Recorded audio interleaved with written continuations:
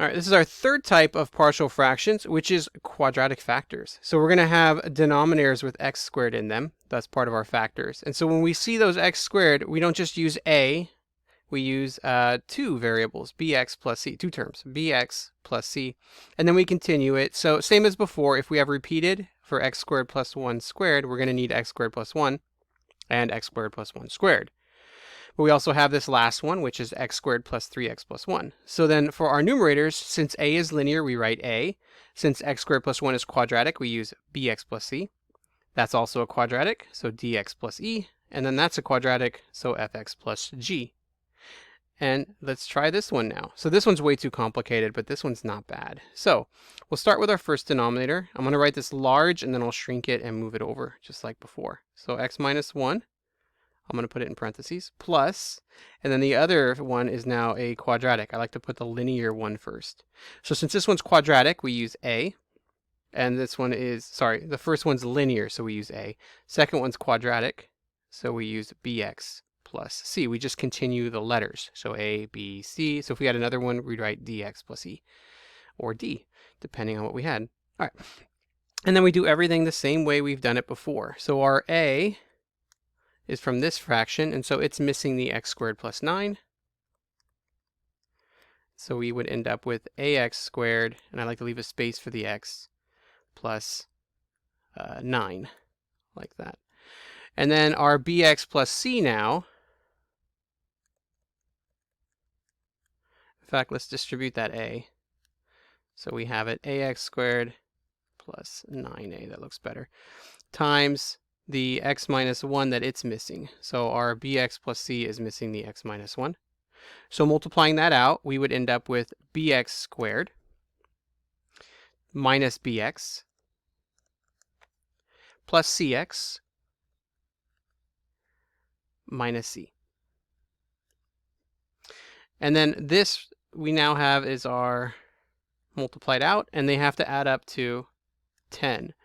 So if we look at our x squareds, there isn't any. We have no x squareds. And we look for our x's, well, there's no x's as well in our final answer. We just have 10. So that means a plus b would have to be 0. Negative b plus c would have to be 0. And 9a minus c would have to be 10.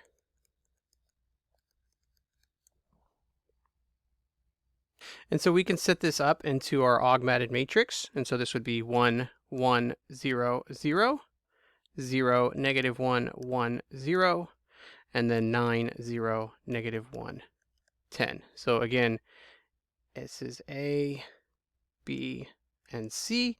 And so for the first one, we have just A and B, no C. The second one, we have no A, negative 1 for B and C. And then the first one is 9A. The last one, sorry, is 0, negative 1, and 10 for our coefficients. And we can plug this into our matrice. All right, so let's move this over to make room for the calculator. And we'll input it in. Second matrix, edit. And we have a 3 by 4. So it's 1, enter 1. Okay, so first row. Second row is 0.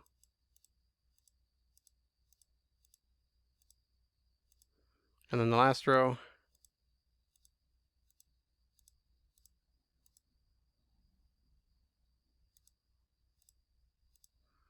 and then we double check everything. All right, second quit, second matrix, go to our math, scroll up to the RREF, second matrix, select our matrix, parenthesis, and then again we want fractions. We hit enter, and so we end up with 1, negative 1, and 1. So A is 1, B is negative 1, and C is negative 1. So A equals 1, B is negative 1, C is negative 1. All right, so now I'm going to shrink this so we have room. We can rewrite it. So this is A, negative 1, negative 1. So we end up with integral 1 over x minus 1. And I'm going to put the minus in front for this one. And then it would be x plus 1 over x squared plus 9, because they both had a negative, and then dx. Now we look to see if we can factor this. We can't. So what we're going to do is split it up, because we want to have those nice denominators. So minus x over x squared plus 9 minus 1 over x squared plus 9. So we made even more fractions. And then now we're just going to do it in parts. So our first one, integral of 1 over x minus 1 dx, this is the natural log of x minus 1. Now we move on to the next one. So negative x over x squared plus 9. That's a u substitution because you have an x on top and a 2x x squared on the bottom. So u equals x squared plus 9. du is 2x dx. And so we end up with du over 2 is x dx. This one's a nice clean one. So we end up with 1/2 integral of 1 over u du. And so that is negative 1/2 natural log. And then our u is just going to be x squared. So I'm going to put the u there, which is negative 1/2 ln x squared plus 9. All right. So we can't forget this one. That one's the first one. That is our second one. And then now we just have one more left. And so that is our integral, negative integral of 1 over x squared plus 9. And that should look very, very familiar. You're right, it's an inverse tangent. So if you look at our formulas, it's that one right there, because what we have is 1 over 9 plus x squared. So we're going to just be modifying it. You can see of the ones that fit, those are minus, that's a plus. So it's the inverse tangent that we're going to look for. We need to convert this to a 1 minus u squared. So we need our x squared plus 9. I'm going to rewrite it the other way. Our 9 plus x squared to equal as 1 plus u squared, which means we have to have this to be 9.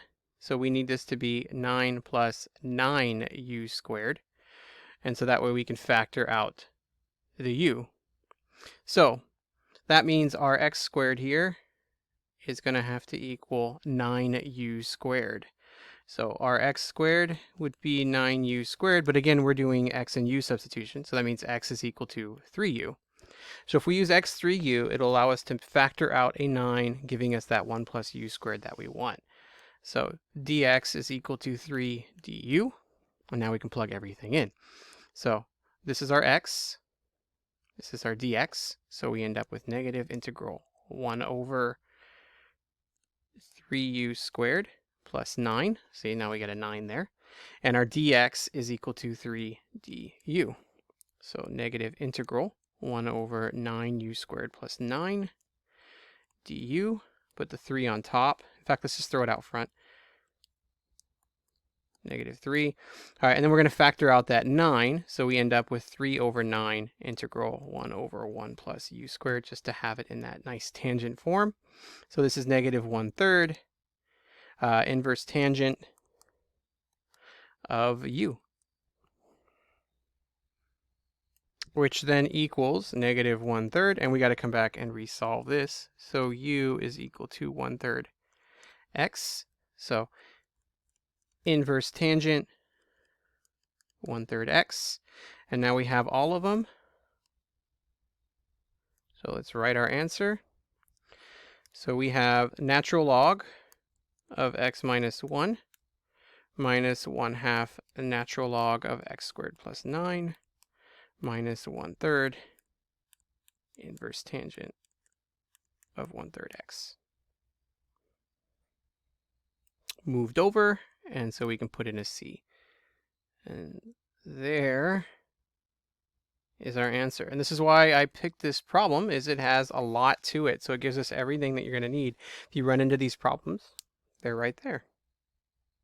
Now there's one little modification we should probably do, and that's right here. That's an x squared plus 9. So we don't need the absolute value anymore because it's always going to be positive.